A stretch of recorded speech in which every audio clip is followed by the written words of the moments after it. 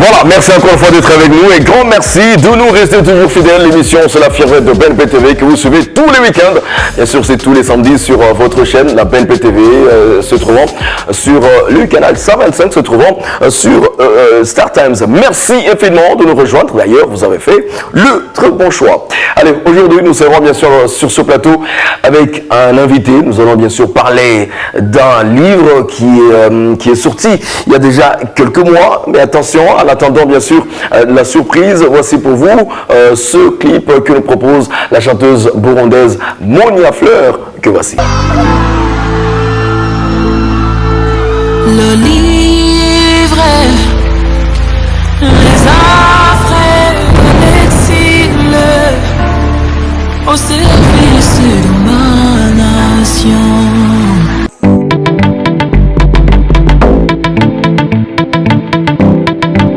Voilà, c'était bien sûr Monia Fleur qui nous présentait le titre Sana. Espérons bien sûr que vous avez kiffé. Je le disais bien sûr tout au début de cette émission, je serai bien sûr avec un invité. Et attention, il est plutôt l'attaché de presse du chanteur et auteur Félicien Nsengiyumva Minani, dit Femi de Jaba. Il n'est pas avec nous aujourd'hui sur ce plateau, mais attention, il est représenté, comme je le disais, par Déo, bien sûr, qui est donc son attaché de presse.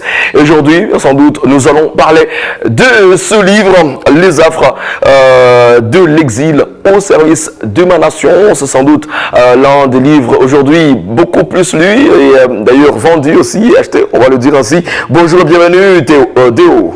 Bonjour, monsieur Yann. Oui. Merci beaucoup pour votre accueil, pour votre chaleureux accueil. Merci. On va entrer en détail du contenu de ce livre. Merci beaucoup. Justement, du contenu de ce livre, Les affres de l'exil au service de ma nation, écrit bien sûr par Félicien Nsengiyumva Minani. C'est une histoire, d'ailleurs, c'est un livre qui raconte clairement son histoire. En attendant justement d'entrer dans le vif même de ce livre, qui est l'auteur en soi, quel est le contenu du livre en quelques mots? L'auteur Félicien Minani Nsengiyumva, alias Femi de Jaba, fils de Bamvunumuti Manjan, c'est d'où est venu le Femi de Jaba là. Femi c'est Félicien Minani, fils de Jaba, de Bamvunumuti Manjan. Il est musicien, auteur, compositeur. Il est ingénieur de son, parce que de formation. Et il est aussi écrivain. D'ailleurs, c'est la raison pour laquelle nous sommes ici pour parler de son livre. Il est né le 18 septembre 1970 à Karama-Gishingano, en commune Nyambouye, dans la commune Isare, en province Buja, qu'on appelle communément Bujumbura rural. Félicien Minani est un 8e enfant de son père et sa mère. Il est unique fils de son père et sa mère. Il est 8e enfant de son père. Et sa mère était la 8e femme de son père. D'accord. Son père était plus que polygame. Il avait plusieurs femmes. Et la maman de Félicien était la 8e épouse. Si je peux poursuivre un peu, son enfance fut malheureuse à cause de cette multitude. Il était entouré de multitudes de demi-frères et de multitudes de marâtres, alors il était vraiment malheureux.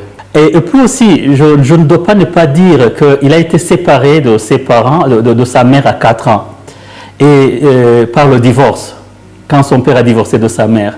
Et cela a rendu sa vie scolaire très perturbée, parce que, ça je tiens à le dire, il a appelé sa vie scolaire en tourisme scolaire, parce qu'il a été obligé de fréquenter 4 établissements à l'école primaire seulement, et 5 établissements à l'école secondaire. Il a passé des temps records dans certaines écoles. Par exemple, il a passé 2 jours dans une école secondaire, au lycée du Saint-Esprit. Alors ça, je ne pouvais pas ne pas en parler. Et aussi, bon, après l'école secondaire quand même, sa vie scolaire a été un peu plus stable parce qu'il s'est réfugié à Kinshasa, où il a fait une académie de musique et de communication. Et là, suite à ses antécédents, à son expérience amère d'un papa plus que polygame, il a choisi d'étudier une école pratique de la vie et une école de préparation au mariage, suite à laquelle il s'est ensuite spécialisé pour devenir conseiller conjugal, thérapeute de couple. Femi est marié. Justement, comme là, on vient justement d'entendre justement qu'il a toute une histoire. Il a vraiment, il est passé par plusieurs événements, un peu malheureux aussi et heureux également, à la fois, les affres de l'exil. Pourquoi justement le choix du titre? D'accord. Le choix du titre, d'abord, disons que son œuvre est une invitation à contempler la vie du bon côté, quelles que soient les circonstances. C'est un appel à transformer les défis en opportunités. Alors, sa vie étalée dans son roman biographique montre que dans chaque instant de souffrance que nous subissons chaque jour, il y a un bonheur caché dans un lendemain meilleur. C'est un voyage à travers une partie de l'histoire du Burundi ou de l'obscurité, une lueur d'espoir qui nous rappelle que la vie ne s'arrête pas tant qu'on est en vie, que la vie de réfugié n'est pas une fatalité, que l'on peut renaître de ses cendres après une vie de misère, qu'il suffit de faire confiance en Dieu et de rester courageux, qu'en fin de compte, les situations difficiles sont une école de la vie. Parce que quand on est positif et quand on est optimiste, on peut toujours tirer quelque chose de bon. Oui. On dit en français, à chaque chose, malheur est bon. Voilà, on est entré dans le titre, alors, le pourquoi les affres de l'exil au service de ma nation. Vu sous cet angle, tous les affres de l'exil. Ok. Je pense que, tu vois, les affres de l'exil, c'est les souffrances qu'il a vécues pendant l'exil. Et il les a transformées en opportunités pour servir son pays. On le verra plus tard. On le dira justement plus tard, tout au long de cette émission. Je suis toujours avec Deo, qui est donc l'attaché de presse de Femi de Djaba, qui est venu nous parler aujourd'hui du livre Les affres de l'exil au service de ma nation. Comment est-ce que les affres de l'exil peuvent-ils servir une nation? Quand on est positif et optimiste, on peut toujours tirer quelque chose de bon dans tout ce qui est mauvais. C'est là où on dit en français que à chaque chose, malheur est bon. Malheur est bon. Alors, vu sous cet angle, tous les affres de l'exil peuvent servir une nation. Le titre Les affres de l'exil au service de ma nation est né de la réalité de sa vie et de son expérience. Il s'est alors engagé à transformer ses souffrances et ses défis de l'exil en capital et en opportunité. Et d'abord pour lui-même, puis pour toute la nation. Par exemple, là, il m'a demandé de donner cet exemple, comment, de ces affres, il est né quelque chose de bon pour servir la nation. La mort horrible de sa chère maman, qui a été fusillée puis décapitée. Quand il a appris la nouvelle, tout ce qu'il a fait, il s'est mis à écrire une chanson. Il a écrit une chanson pour appeler les Burundais à se réconcilier, à travailler pour la paix, à faire en sorte qu'il n'y ait plus de malheureux qui doivent être forcés de s'exiler. Alors cette chanson, quand les gens ont appris à propos de cette chanson, les gens qui étaient au pouvoir à cette époque, il y a un parti politique qui a décidé que c'était vraiment une chanson qu'il fallait pour devenir l'hymne de ce parti politique. C'est la chanson qui a inspiré Femi à écrire ce livre, Les affres de l'exil. Ceci, en plus d'autres projets qui sont nés de son exil, ça montre que de ces affres, il est né beaucoup de bonnes choses pour la nation. Oui, beaucoup de bonnes choses. Et est-ce que, voilà, le livre est en français pour le moment. Est-ce que vous comptez traduire cette œuvre en Kirundi pour peut-être toucher la majorité du public, voire même en Swahili, pourquoi pas? Oui, on ne compte pas seulement le faire. Femi a déjà traduit ce livre en Kirundi. Mais c'est encore entre les mains des experts, vu la complexité du Kirundi. Il a dit qu'il doit faire attention, que les experts doivent suivre la traduction. Il a déjà traduit le livre en norvégien Et c'est aussi entre les mains, c'est en train d'être analysé par des experts de la langue norvégienne. Et il compte traduire le livre dans d'autres langues et il a beaucoup d'opportunités. Par exemple, il est invité dans un festival international des livres à Paris l'année prochaine, en France. Et c'est un événement grandiose qui réunit beaucoup de maisons d'édition qui sont à la recherche de nouveaux livres à traduire dans de nouvelles langues. Oui. Oui. Alors, comment aujourd'hui, voilà, nous sommes en train de parler de l'auteur, de Femi de Java, dont tu représentes aujourd'hui. Comment est-ce qu'il qualifie cette œuvre littéraire d'un point de vue surtout géographique? Est-elle nationale, sous-régionale, africaine ou carrément universelle?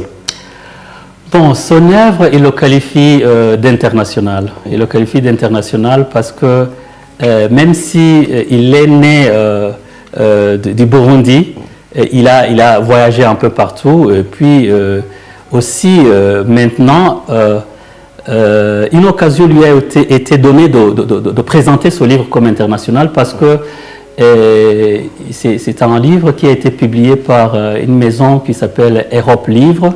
Oui. C'est une maison qui travaille avec 8 maisons européennes et qui présente ses livres à plus de 60 000 maisons d'édition. Et dans le monde? Dans le monde, en Europe et ailleurs. Oui, en Europe et ailleurs. Et le livre Les affres de l'exil au service de ma nation de Nsengiyumva Félicien Minani va être progressivement vendu dans plus de 50 000 librairies, bibliothèques. Alors, tu vois, cela va le rendre un peu plus international encore. Oui.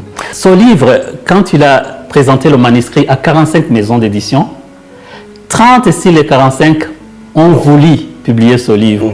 Et il avait un embarras de choix et il a choisi Europe Livre pour sa plus grande visibilité parce que c'est une maison qui a déjà produit des grands hommes tels que Barack Obama, tels que le pape François et beaucoup d'autres. Alors pour la grande visibilité de son livre, il a choisi Europe Livre. Europe Livre, oui. Alors le livre en soi a trahi un peu le côté penchant pour la politique, pour la foi chrétienne et l'art de la musique.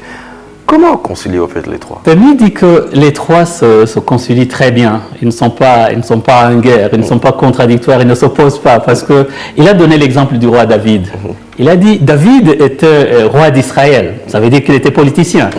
Mais il était en même temps musicien, parce que même il a écrit dans la Bible les psaumes, ce sont des chants. Et il jouait aussi de la musique. Mais aussi, c'était un homme de Dieu. Alors, il était politicien, homme de Dieu et musicien. Et il a concilié le trois de telle sorte que quand Dieu l'a regardé, il a fait un témoignage de David. Il a dit, je vis David, un homme qui a un cœur selon moi. Alors, tu vois que si Dieu apprécie un homme qui est politicien, qui est musicien et qui est homme de foi, ça veut dire que les trois se concilient. Se concilient facilement. D'ailleurs, si on se réfère à la Bible, pourquoi je me réfère à la Bible? Félicien est un homme de Dieu, est un chrétien qui aime vraiment manifester sa foi même dans son livre. La Bible dit que tout pouvoir, toute puissance vient de Dieu. Vient de Dieu. Alors, je pense qu'un politicien devait plutôt s'associer avec Dieu pour bien réussir. Et la musique va servir à véhiculer les idées, l'idéologie. Tu vois par exemple les meetings, pendant les meetings de propagande, c'est la musique qui véhicule les idées des politiciens et les pensées. Les gens n'aiment pas écouter beaucoup de paroles, mais ils écoutent la musique. Oui. Voilà. Le message passe plus facilement. Alors, quelles sont justement les leçons à tirer de la vie de l'auteur qui peuvent aujourd'hui enseigner à tous ceux qui ont traversé des épreuves similaires à lui? Bon, les leçons, il y en a nombreux, ils sont nombreux. Par exemple, je l'ai déjà dit, il y a un proverbe français qui dit qu'à chaque chose, malheur est bon. Ça, c'est la première leçon.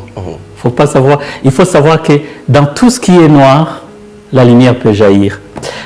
Alors, une autre leçon, c'est basé sur un verset biblique qui dit que ne te laisse pas vaincre par le mal, mais surmonte le mal par le bien. Alors, ça, c'est la vie de Félicien qui nous apprend à être patient, à avoir la foi en Dieu, à garder l'espoir, à être résilient, à avoir la persévérance et le courage, à transformer le mal en bien. les défis en opportunité, à rester positif et optimiste, à être un modèle d'amour et de pardon et en continuant à faire du bien malgré tout et essayer de cohabiter avec tout le monde. Avec tout le monde, oui. En concluant avec ces leçons, je dirais que ce livre, pour moi, c'est une mine d'or pour des changements positifs dans tous les domaines. Mine d'or, sans doute, très chers amis téléspectateurs. Écoutez, où est-ce qu'on peut retrouver le livre aujourd'hui? Bon, ce livre, il est en vente à Bujumbura, oui. Au siège de la radio RTBB, Radio Télévision Burundi Bwiza, qui est aussi Femi Dojaba, oui. Burundi TV, à Kamenge.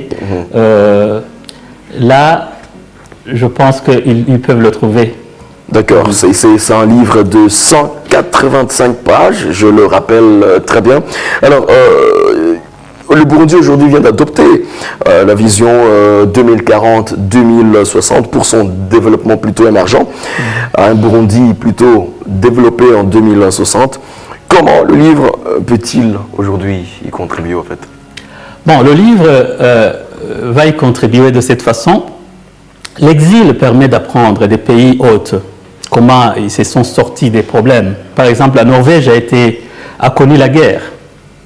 La Norvège a connu des réfugiés. Quand ils sont rentrés, ils ont très vite développé le pays. Comment? Ils ont appris à transformer les douleurs en capital. Et c'est ce que FMI a appris aussi.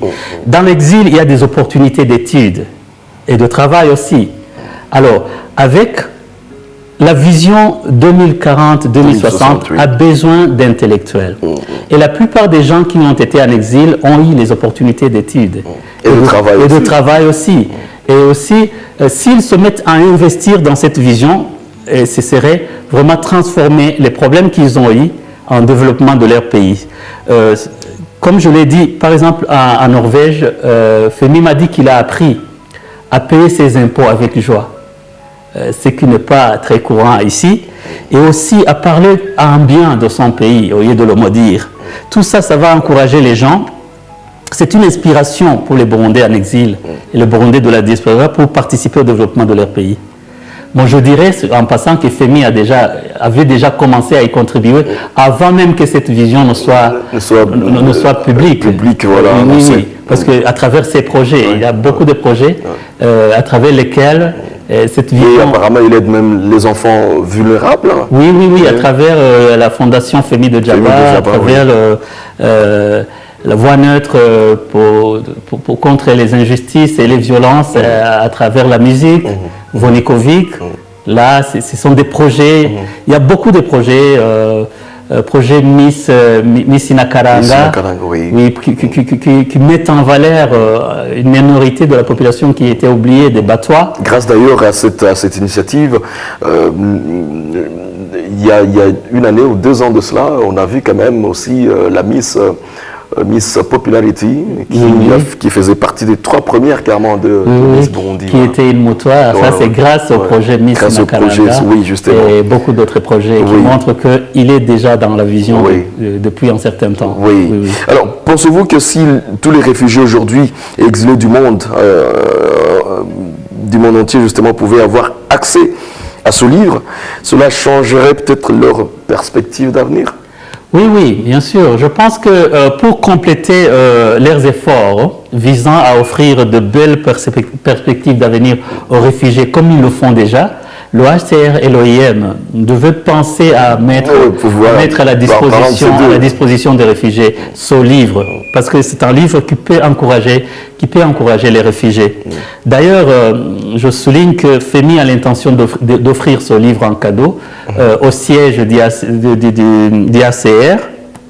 en signe de reconnaissance et de gratitude pour le bienfait, parce que n'eût été l'OACR, il n'aurait pas été à Norvège. Oui, justement. Penses-tu que le gouvernement devrait inclure, pourquoi pas, ce livre un jour dans le programme de formation civique de Burundi en général, et pourquoi pas des écoliers, élèves et étudiants en particulier? Bien sûr, parce que ce livre contient beaucoup d'enseignements et beaucoup de leçons très utiles et très importants pour l'éducation civique des Burundais. Donc, depuis le niveau primaire, secondaire, jusqu'à l'université, ils peuvent se servir de ce livre comme matériel didactique.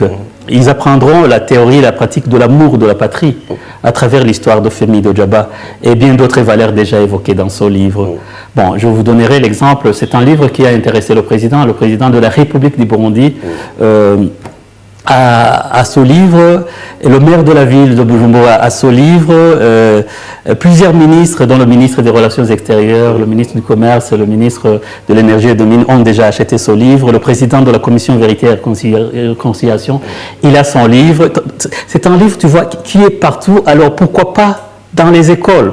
Le nouveau président de la diaspora burundais au niveau mondial a acheté ce livre. Il y a un politologue, professeur à l'université du Burundi, qui a demandé à Femi s'il pouvait avoir ce livre afin d'y puiser. Il est en train de faire des recherches sur l'apport de la musique dans la politique au Burundi. C'est un livre qui a un caractère académique, qu'il faut mettre vraiment dans les écoles pour l'éducation civique des enfants burundais.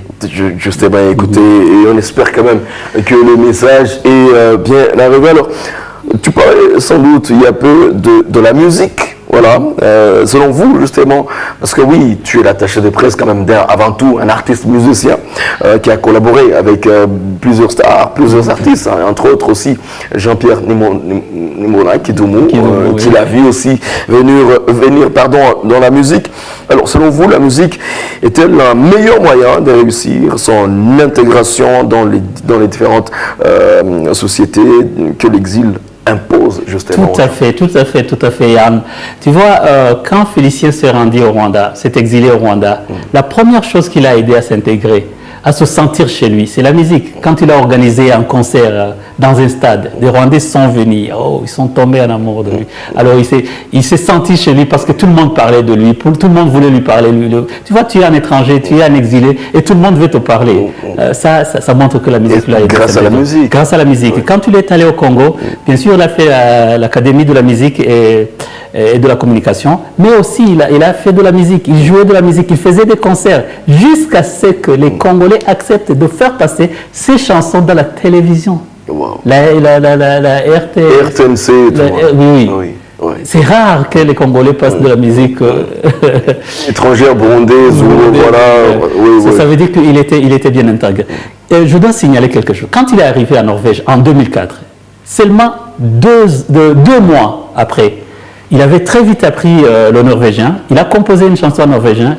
Quand il a chanté ça, les Norvégiens ont dit... Ils étaient surpris. Après 2 mois, tu peux composer une chanson en norvégien. Après 2 mois de ton arrivée, alors ils sont tombés en amour avec lui. Ils l'ont vite adopté. Il s'est bien intégré rapidement. Oui. Donc, la musique aide à s'intégrer. Mais ça dépend de quel genre de musique et ça dépend du contenu du message. Justement. Ça, c'est très important. Comment est-ce que les membres de la diaspora burundaise l'ont-ils accueilli? Les membres de la diaspora burundaise l'ont très très bien accueilli parce que lors de la dernière réunion de la diaspora au Burundi, c'est la semaine de la diaspora au Burundi, presque tous les gens qui étaient là ont acheté le livre. D'autres l'ont rencontré à l'aéroport. Et ils lui ont demandé, tu as le livre avec toi? Ils ont acheté le livre. Et d'autres ont continué à lui envoyer des messages. Comment est-ce qu'on peut avoir le livre? Comment est-ce qu'on peut t'envoyer de l'argent? Le livre a été très très bien accueilli parce qu'il s'y retrouve, il s'identifie au livre. Et il pense que c'est un livre dans lequel ils peuvent s'inspirer pour faire quelque chose pour la nation. Oui. Peux-tu encore une fois nous rappeler, il se vend normalement à combien le livre? Le livre se vend à 100 000 francs. 100 000 francs burundais. Oui. Voilà. Et vous ne trouvez pas que c'est un peu cher par rapport à la vie des Burundais? Par rapport à la vie des Burundais, je suis d'accord avec toi. Je suis d'accord avec toi, c'est apparemment cher. Mais par rapport au coût de la production et par rapport à la valeur du livre, c'est vraiment rien. Oui. Alors, pensez-vous aussi que toutes les ethnies peuvent aussi facilement se retrouver dans le livre? Oui, parce que tu vois, le livre Les Astres de l'exil, c'est une histoire d'abord de toutes ces personnes-là qui ont évolué dans un contexte de guerre et la guerre qui les ont forcés à fuir leur pays. Alors c'est un livre qui est écrit pour tout le monde, parce que tout le monde a connu d'une manière ou d'une autre les affres de la guerre et les affres de l'exil. Et puis, quand tu regardes la chanson qui est née de ces affres-là, le contenu, c'est une invitation à la paix, à la réconciliation. Et tout le monde a besoin de ces valeurs. Oui, oui. Tu vois, alors, je pense que tout le monde peut se retrouver dans ce livre, ethnie confondue, partis politiques confondus. Voilà, voilà, très bien.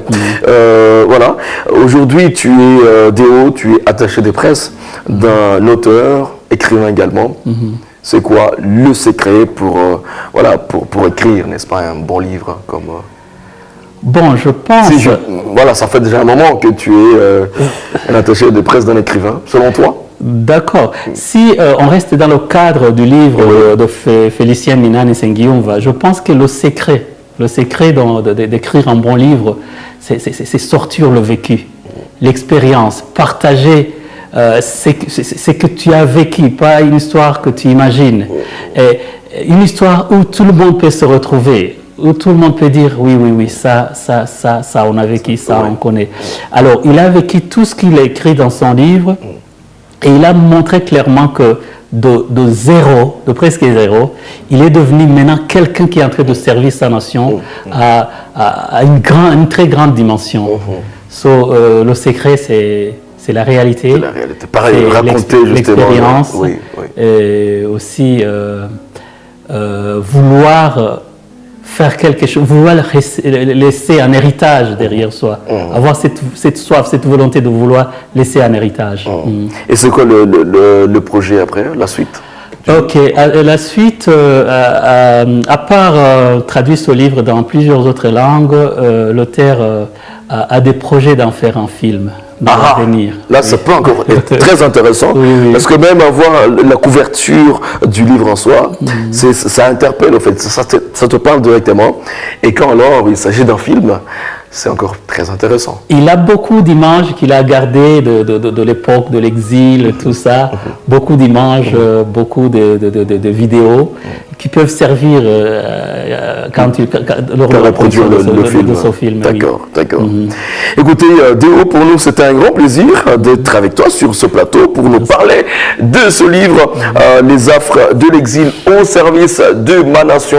Je le rappelle, qu'il est sorti et qu'il a été bien sûr écrit par Femi de Jabra, c'est ça?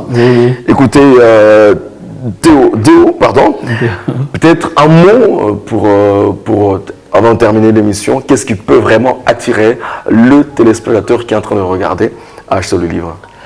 Bon, c'est d'abord un livre, dès que tu commences à le lire, tu entres dans l'histoire, tu ne restes pas en dehors de l'histoire. Et aussi, au fur et à mesure que tu le lis, tu vois un homme sortir de ses cendres pour naître, quelqu'un qui sort de l'obscurité pour entrer dans une lumière. Et tu peux t'identifier facilement et te dire, oh, peu importe les circonstances dans lesquelles je suis, je peux. Un jour ça ira. Un jour ça ira. Ça invite au positivisme, ça invite à l'optimisme. Et à l'optimisme pratique. Tu vois ce que tu peux faire pour t'en sortir. Alors, c'est un livre qu'il faut à tout prix avoir. C'est un livre qu'il faut à tout prix avoir, très chers amis, Les affres de l'exil au service de ma nation. Merci beaucoup, Déo. Merci à vous.